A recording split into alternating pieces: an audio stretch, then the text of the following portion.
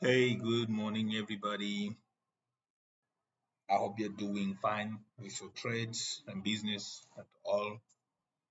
This is the beginning of 2024, January. This is the second week. Here at Gatos FX, I just prepared something to show you guys, and of course, to empower those people who think that like swinging trade is inevitable. They just get pressure with the market maneuvers movement like Ethiopia's movement and retracement. I really want to encourage you that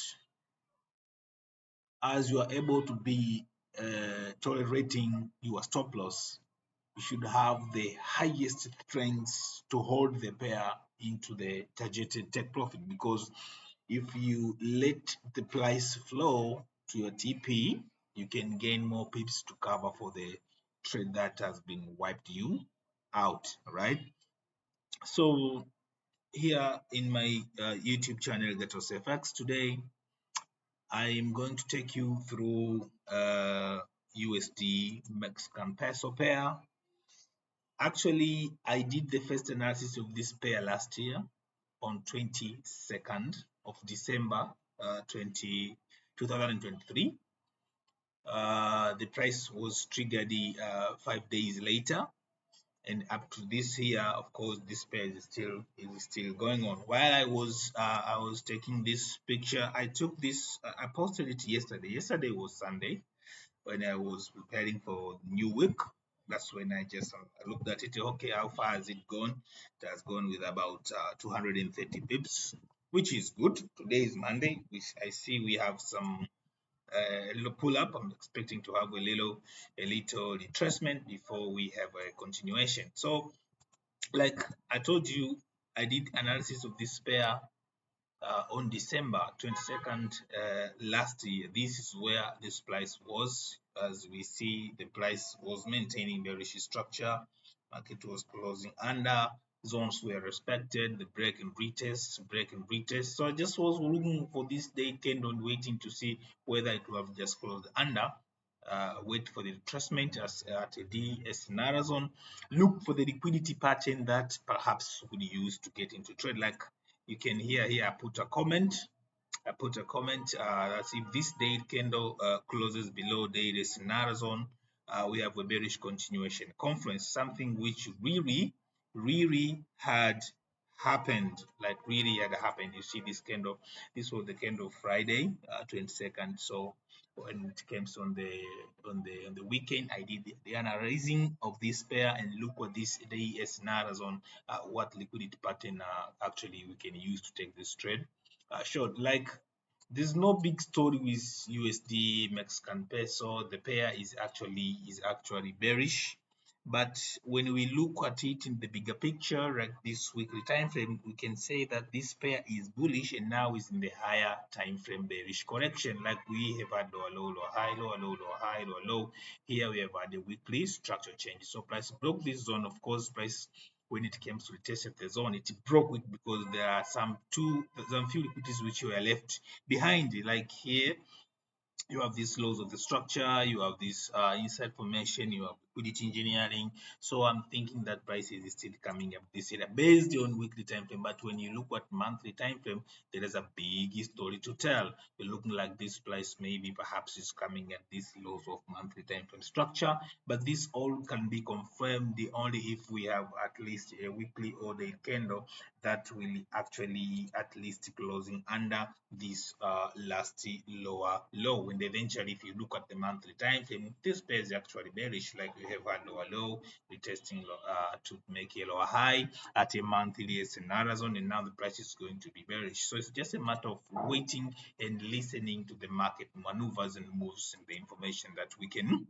actually get from the structure themselves. So as I said that when we did the analysis of this pair, it was on Friday. So I was waiting for Friday's candle of the second week of December to close under and then to confirm a bearish confirmation. So once that would happen, It was very nice. It was very nice. Look at the next following week. It was a doji.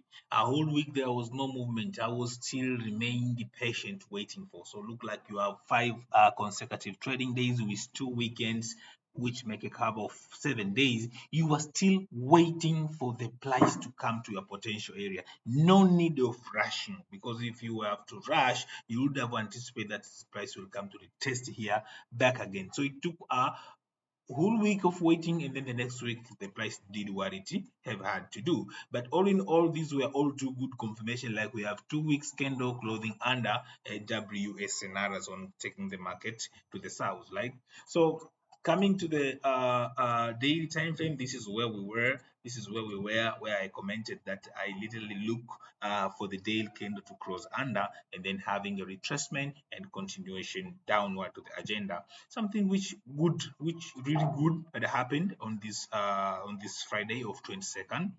Then the next week, Monday, Tuesday, Wednesday, Thursday, Friday, another whole week, no trade at all, until price came to test on the Monday of the third week after the week I have had this confirmation, right? So the only possible area or angle of interest that I was looking at this, because we have had this an impulsive candle, right?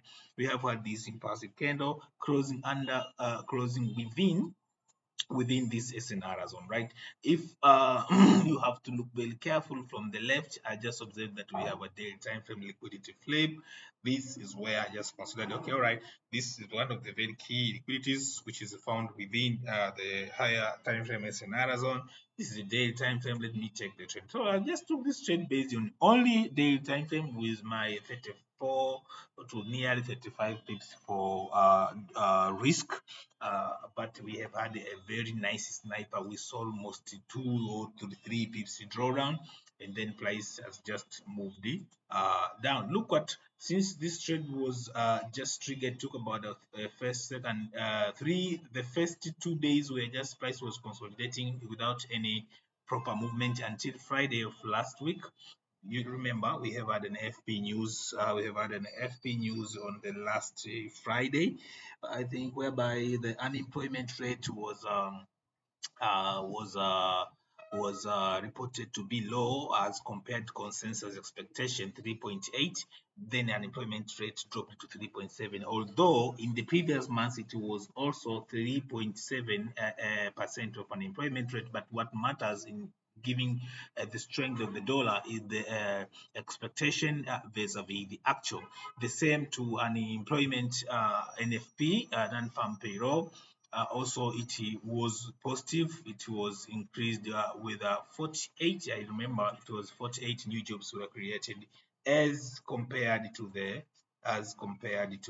last month. You see, let us look at Friday's data and recall for NFP. Recall for NFP.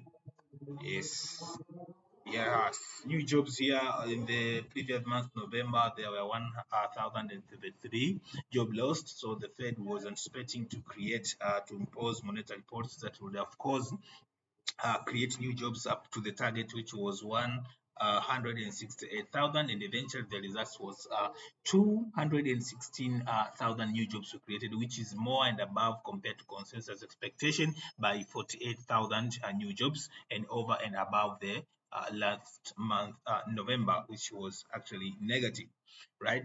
So under these circumstances, that's why we see it can reflect here very much good in the technical analysis. On the Friday, dollar was, of course, dollar was powerful in one way or another, but still price action took place. Still, these UsdMxn peso continued to sell. I'm still holding this pair, although up to this moment the price has just moved with 200 and nearly 50. I had two positions. I closed one on Friday, the one which I posted here, with 230 pips, just break even the other remaining position. I'm still holding it up to where we are actually anticipating that this price would of course go. So guys, this is Gatos FX.